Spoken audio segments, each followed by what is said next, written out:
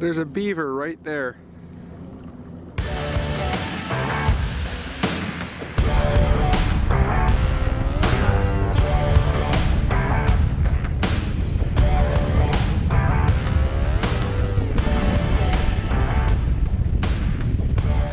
Alright guys, so I've been out here for 2 hours, haven't caught a fish. I'm frustrated and I want to go home. We're going to be loading the boat up. We're going back to Victoria. I'm going to clean the boat up a little bit. I'm also going to drop it off because it keeps beeping at me when I throttle up and it's sitting at a speed for a while. It just randomly beeps at me. So I'm going to drop it off. They're going to figure that out. And but I do want to just drive over on this coastline here.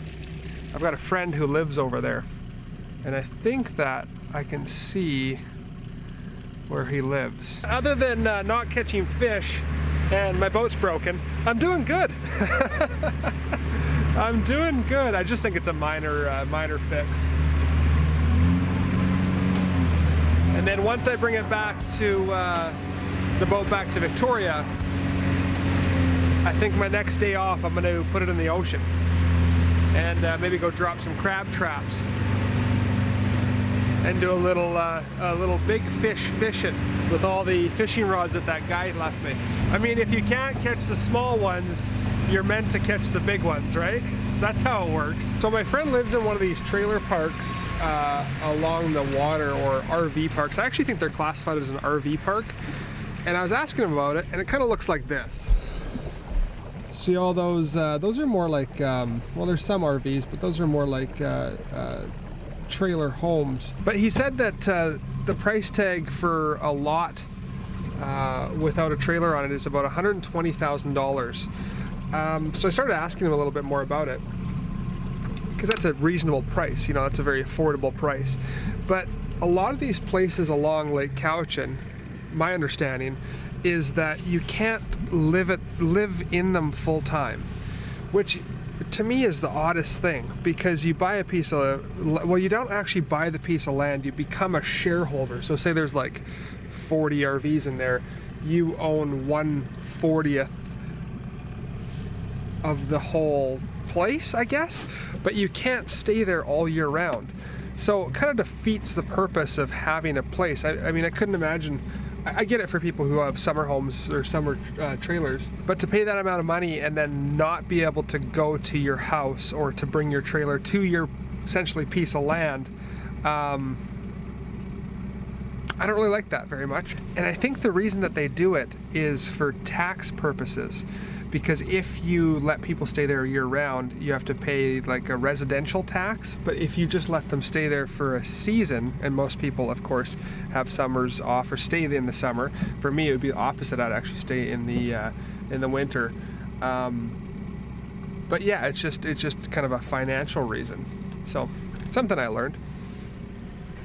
But that's always an idea. He was saying that someone bought theirs and then they bought another one and put a trailer on it, and they actually Airbnb'd that one. But with those kind of things, I'm just not a big fan of rules. That's why I like a piece of land like kind of out of all those rules. You know, you buy this home, you buy this piece of land, it's yours on paper, but then there's all these municipality rules, and you can't do this, you can't do that. It kind of defeats the purpose of having your own place. You know, I think that out of everybody who owns homes, I think that I'm the most free to do what I want living in an RV. I mean, I can live anywhere. I don't really have any rules. I don't have a strata. I don't have property tax. I don't have people with their hands out saying, give me money because you're part of the community. You know, I like that part. You know, I pay my taxes. I pay my taxes so the roads get built, and then I sleep on the side streets or the roads.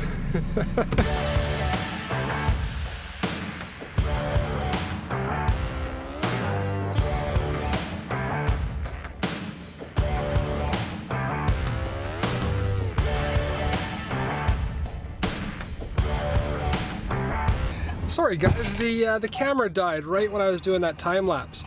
I'm actually kind of surprised at how convenient it is to back the trailer up with the truck camper on. I thought it would be kind of a pain, because the camper is quite wide and my mirrors, I can just kind of see behind me, and so if I'm backing up straight, I have no idea where that trailer is. But it's really simple, and I thought that also the camper would be so heavy that I would feel like I'm risking something going down a boat launch, but everything seems pretty easy, pretty normal. You can't go as far into the water because the camper hangs over, so if you don't want to get your feet too wet, you can't go too far in the water. But other than that, it's pretty basic, which is nice because I don't want to always have to drop the camper to put the boat in the water. So I just dropped the boat off. It's right there at the marine shop, and I told them what's going on with. I told them what's going on with the beepers. And they say that it's not too big of a deal. They said they might just have to buy a new sensor, and they'll get that in tomorrow and it'll be done. So that is what's going on. Now we are headed to my storage locker, or my online store, or my office, as I like to say. And I want to show you guys what I'm doing with the little 8 horsepower outboard motor.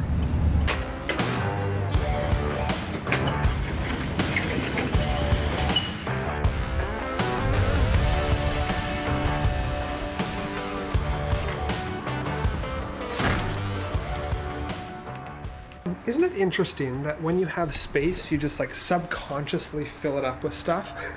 So this is the merch store plus my marine shop.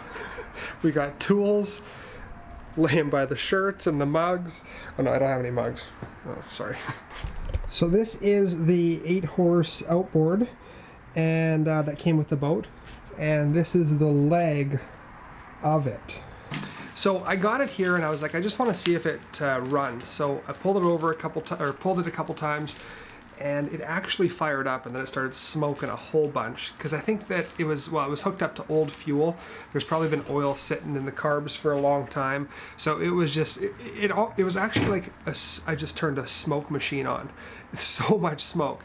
So I wanted to fire it up for a little bit, but then I noticed that there was no telltale coming out. Like there's no water coming out, so no water getting through the engine to cool the engine.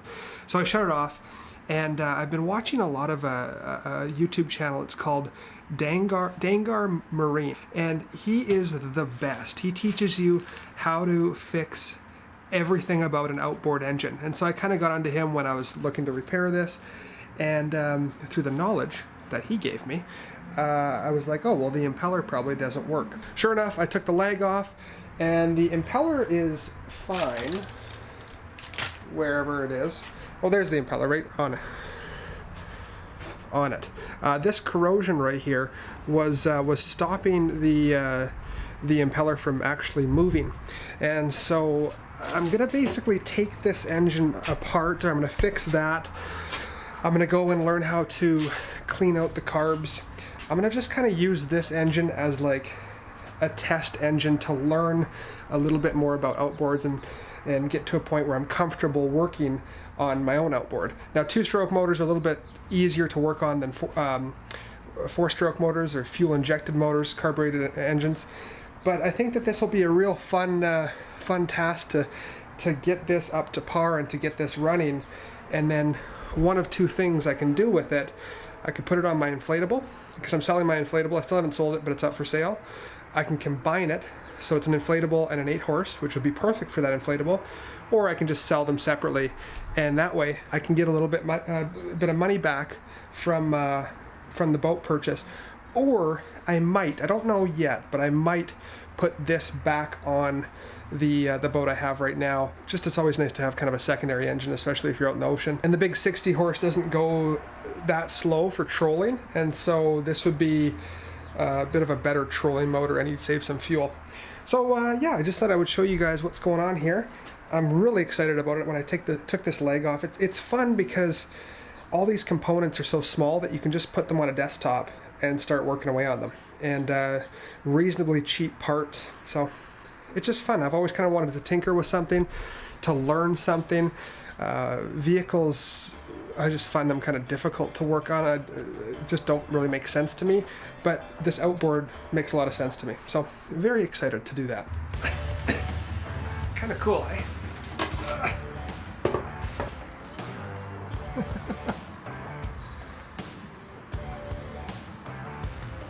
So guys, I'm just gonna fill a couple people's orders, and then I'm off to hang out with Rebecca tonight. I hope that you enjoyed the video.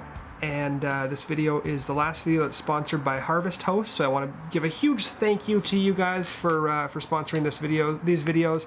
You probably already know because of the last 3 times, but Harvest Host is a really neat membership program. $79 for an entire year, and you get to essentially boondock or camp in the parking lots of wineries, breweries, museums, unique attractions all over North America. And with code word Taylor, I'll put the website right here and in the description box below, but with code word Taylor you get 15% off your membership for the year, and you get to pull up to a beautiful winery, hang out in the parking lot, go grab yourself a bottle of wine with all the money you save, and sip on some wine and enjoy the night in their parking lot. And we all know that wineries are some of the prettiest places in the whole entire world, especially here on Vancouver Island. It's been a pleasure hanging out with you guys. The next video will be real soon, because by the time I upload this video, it's going to be like Wednesday.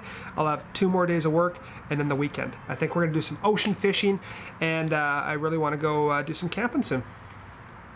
Until next time, my friends, keep living that dream, and I will see you in the next video.